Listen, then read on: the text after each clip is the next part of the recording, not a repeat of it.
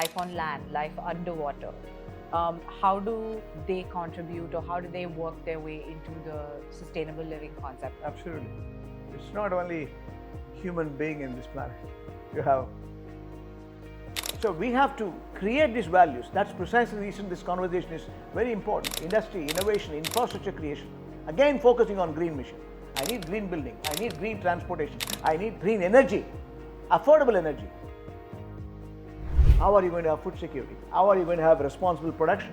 How are you going to have sustainable agricultural living? Who is responsible for it?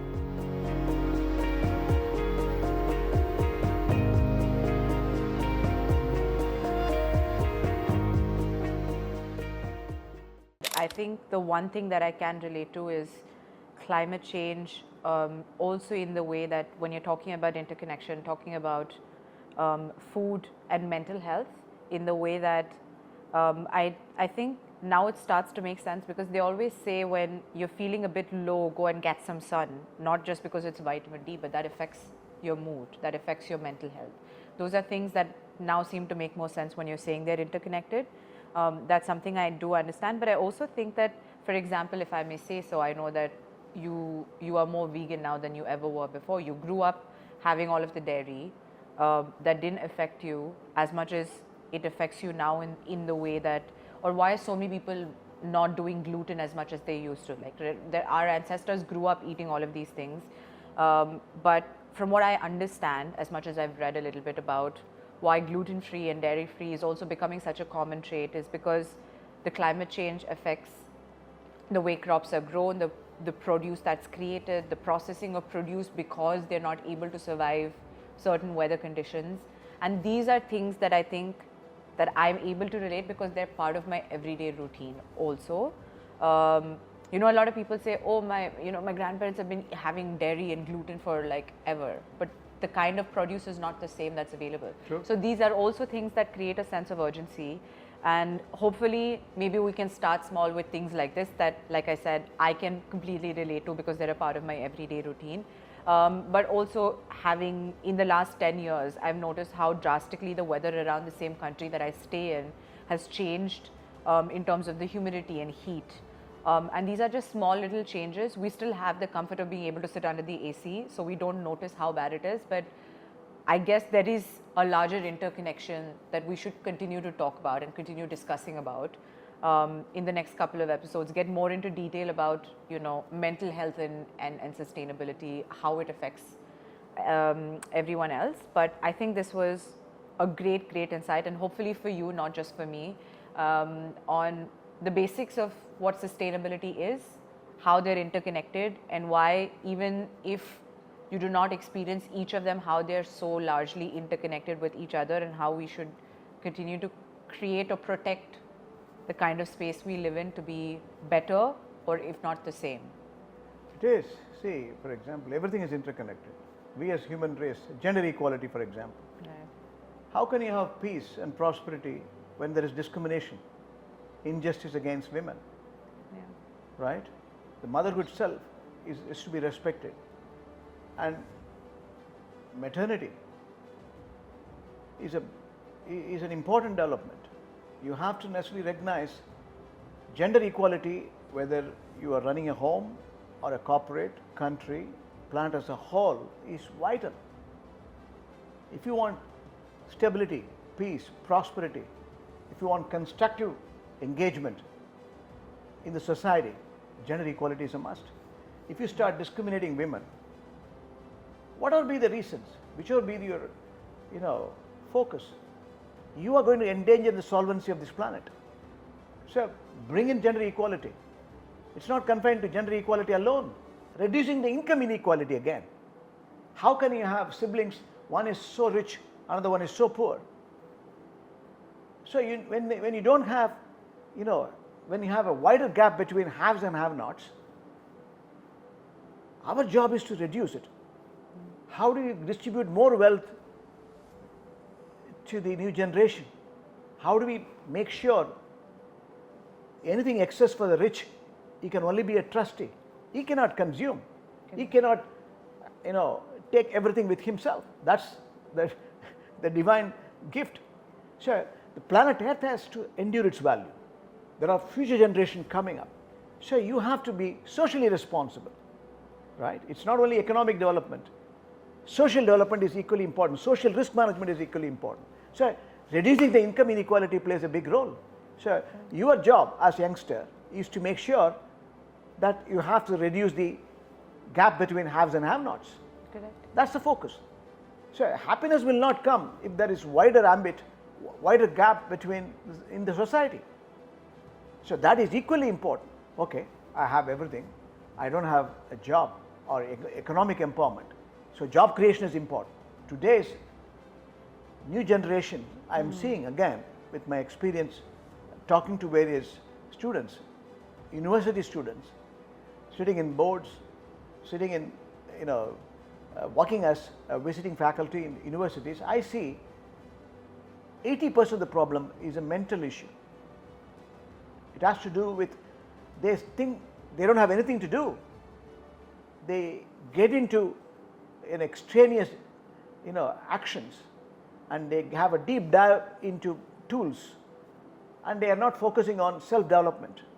Your body itself has got so much to innovate, and empowering your body, empowering your, faculties is a bigger advantage. That's where it is important that you have a spiritual, whichever be the faith you belong to, doesn't matter. You engage in it. So you need empowerment. You need employment. If you don't have occupancy to your mind, it's a devil. It is creating, as I said, mental agony. Anxiety is more, and it creates social unrest. So it is the job of the policymakers to create employment, empowerment for individuals. That is again an important tool. You need energy again, clean energy again. Right. You can't keep, polluting the surface. This planet is so beautiful. Rising sea level, you said weather patterns are changing. Absolutely, rising sea levels today is not, when predictable weathers are not there. Yeah, we're talking about the floods in Dubai.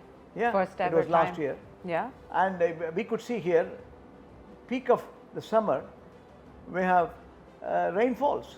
Yeah. We have flood in, as I speak It's today, great weather here, in certain parts of India, like Mumbai.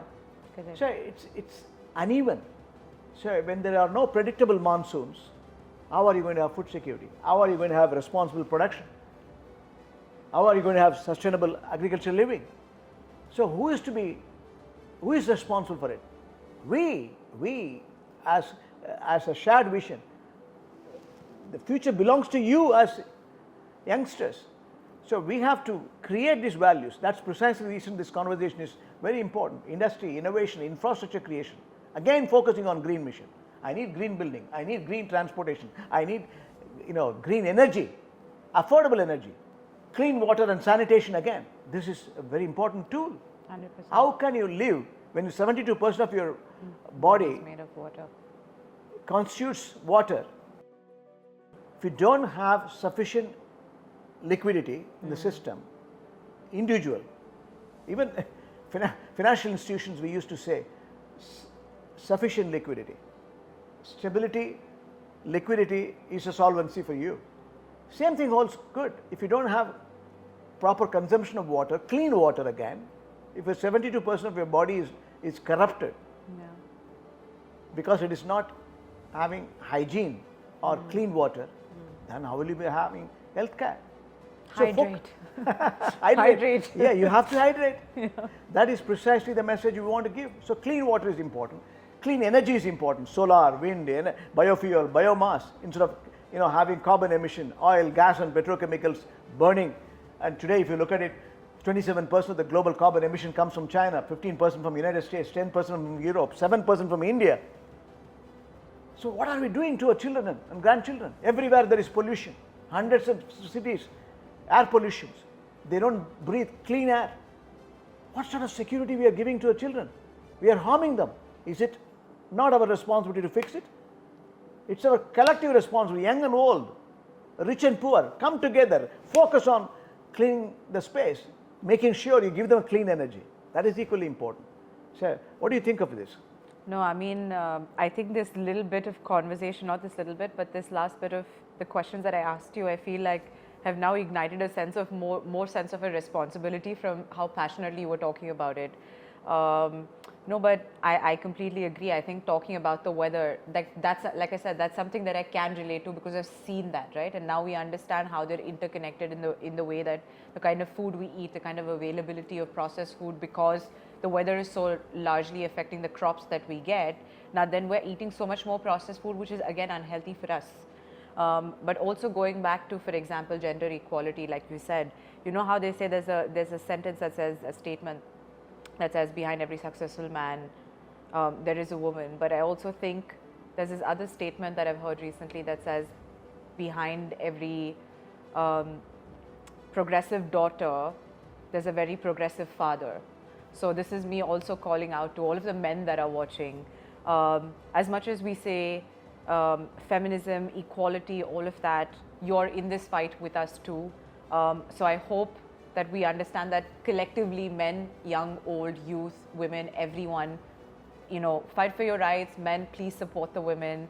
And like we said, everything is so interconnected that I'm sure with little changes like that, if we focus on little things one at a time, we can create a better world, or continue to at least develop the current existing world that we have, or that we get to enjoy, to be a better place to live in. So now we were talking about what we as human beings should try, and you were trying to educate, and for us to understand better what we can do to create change, to contribute to a more sustainable world. But of course, there are other life that we should be considering, right? About life on land, life underwater. How do they contribute, or how do they work their way into the sustainable living concept? Can you explain how that's interconnected, or how it's part of what we need to work on? Absolutely. It's not only human being in this planet. You have other animals, right? Life on land. The ecosystem, if you look at it, the big picture, forestation is very, very important. Desertification is one aspect. Now, if you start cutting the trees, you're also changing the ecosystem.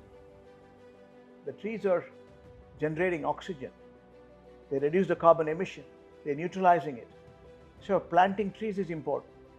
So you have the ecosystem, if it has to sustain its value and stability, life on land is important, right? We were learning about, deforestation right from school. I remember talking about deforestation in social studies, like while we were in, 7th grade. Yeah. So technically, sustainable living as a concept has been imbibed from a very young age that we didn't understand the urgency of. Sorry, go back to... No, even bioreserves. Yeah. Erosion of bioreserves is dangerous. How many bioreserves are there, right? Around the world. Whether it's Sub-Saharan Africa or Amazon or Gulf place where I was running a bank in Qatar, Reem Island, and you have enough, bioreserves in Oman, Sharqiya region. Turtles are, famous there. Yeah. The turtle crops, bioreserves. We need to preserve them. Nature's as bestowed, endowed with so much stability. The gravity of all these bioreserves, gravity of the trees, hold the balance in the ecosystem. Right. If you start ignoring it, life on land. What about life below the water? You asked me a question. Life The marine. If 60% of the planet Earth is covered by water, look at the marine science. So much solvency there. There are endangered species below the water. Right. Very important. If you start polluting the sea pollution can cause enormous amount of damage even for life on land. Okay. Right? We are hearing about plastics waste are being thrown in the sea. Industrial pollutions are thrown in the sea. Animal extinction is taking place. We are endangering the solvency of so many lives below the sea. So you have to bring in Life on land is important. Your value is important. Contribution is important. Life below the land, below the water, is very important. So, essentially, it is not only one part of the cosmic system. The holistic approach towards sustainable value creation will always be a mindful thought. It's a meaningful thought. I am overemphasizing for you to understand all these are integral part of the ecosystem, and you also have a responsibility. If you don't maintain it, you don't have responsible consumption and production. That's another major area. Do you have any questions on that? Explain to us how consumption and production, and like you said, life underwater, life on land, how are they all interconnected? How are we supposed to understand what the issue is that we don't see? Because these are parts of our life that I feel like, again, like I said, maybe I'm speaking from only my personal experience, that I don't seem to see the sense of urgency because it's not a problem that I face on an everyday basis, right? So can you actually explain to us consumption and production? Yeah. Responsible consumption, responsible production. Right. So if you are killing the planet by overproduction or overconsumption, you can't sustain it. Right? Anything in moderate term is meaningful, healthy. While we talked about sustainable agricultural farming, sustainable water creation, water security, food security, to eliminate poverty or even zero hunger, you need to also consume responsibly. So you have to aim at zero waste, right? You have to build a circular economy. Reduce, reuse, recycle. 3R, as we say. It's very important. Unless you can understand, you have to protect the soil, conserve the soil.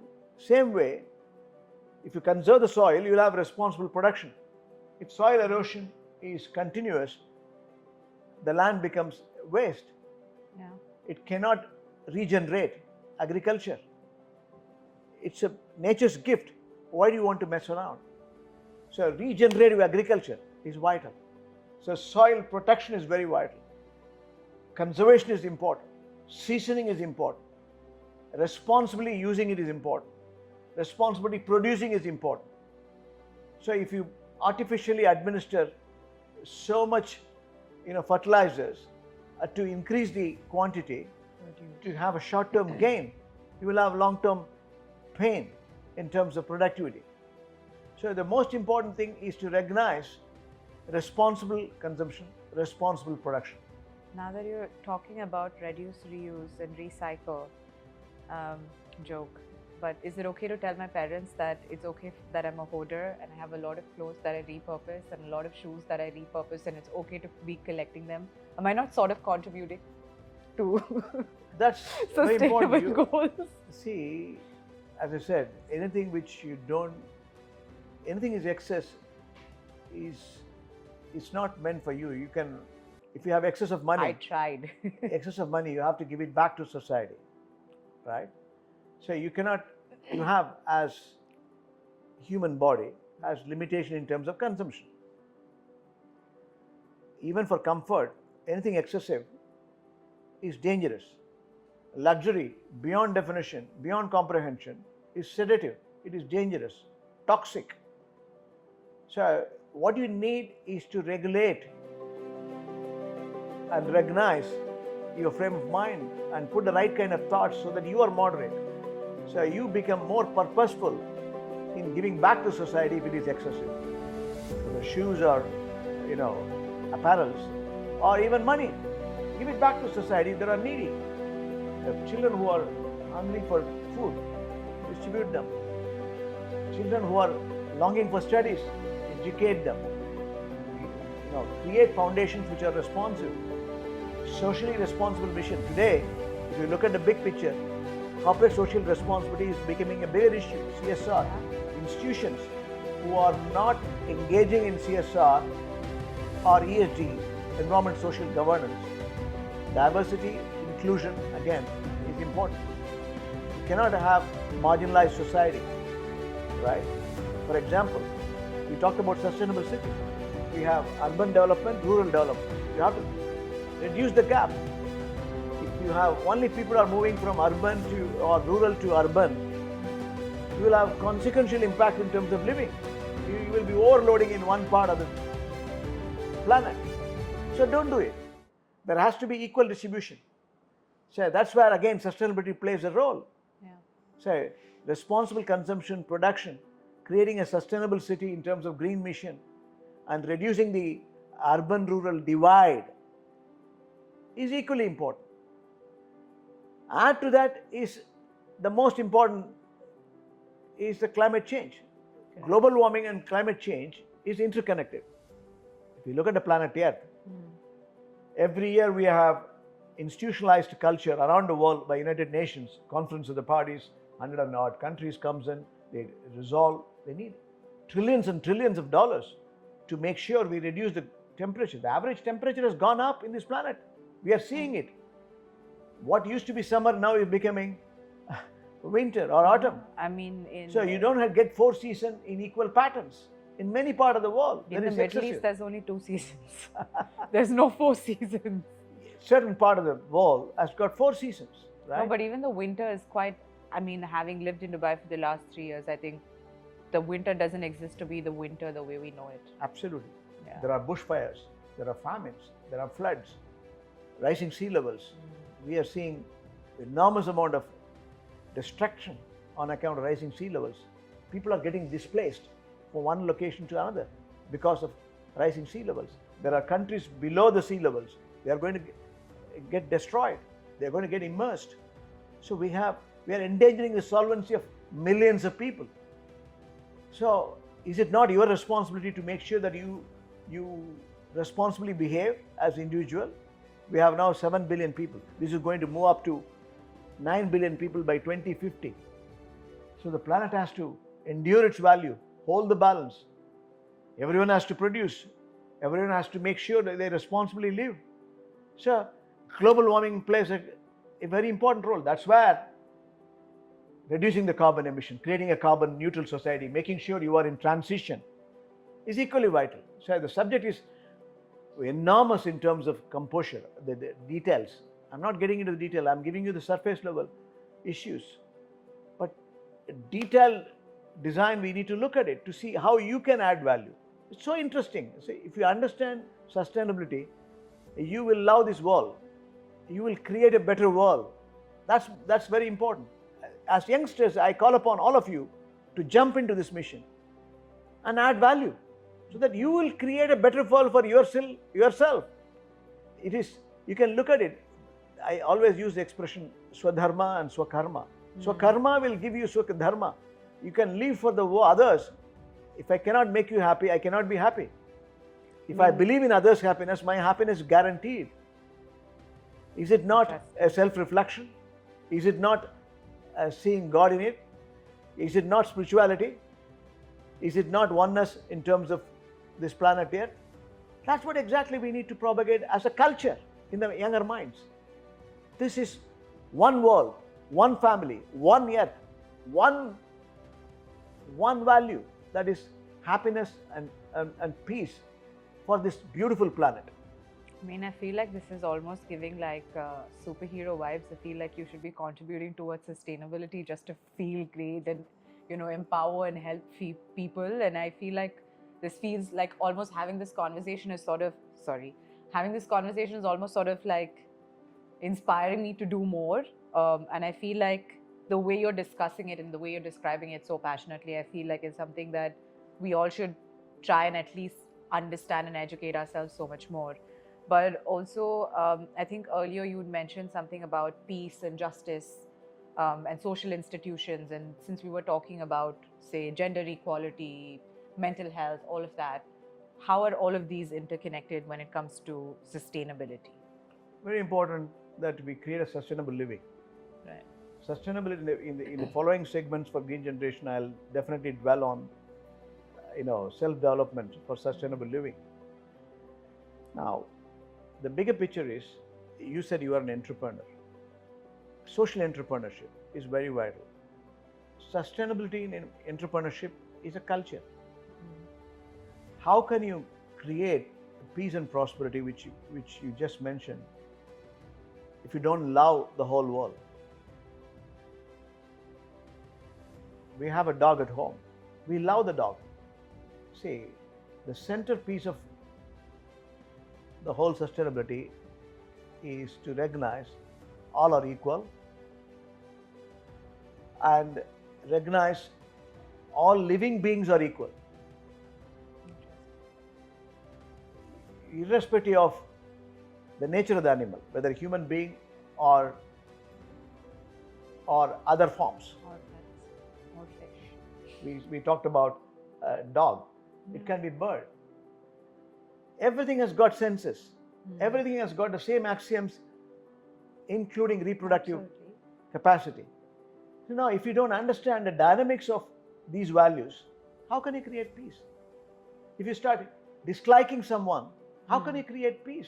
Happiness lies in loving others, loving everything. Life is full of positive energy, constructive energy. Love everything. Every day is interesting, every day is inspirational, every day is motivational. Love is everything. Transcend love. Love will create more energy, positive energy. The unceasing bliss is simply like everything. Accept everything what comes in and regenerate values to create more productivity, more performance, more happiness. So, how can you create peace, justice, if you don't? The society has to give this value. That's prime. So, if you look at a country or a continent or planet as a whole, you need technocrats. So this conversation has honestly been mind-boggling in a great way. Like I said, it almost makes me feel like I want to be a superhero and responsible, because there's so much that I'm starting to understand. I'm sure there's so much more to talk about. I'm sure that we're going to keep having this conversation, and I'm sure there's so many more questions that you might want to ask us as well. So don't forget to keep watching, and we will talk a lot more about sustainability. And if you do have questions, don't forget to shoot them below. Green generation is a new generation, mind you. Green generation is the new generation. You heard it from him. Sustainability is the centerpiece of your existence. And there is no planet B. There is only one planet. Let's create better planet, better citizenship to this planet, because it's our world, your world. Younger generation, it's your world. You want to have a beautiful life. Life is so beautiful, I can tell you. And I want you to enjoy sustainability as your prime purpose to make this planet enduring its values, so peaceful, so happy. And like he said, love transcends all, so let's protect our planet. Thank you.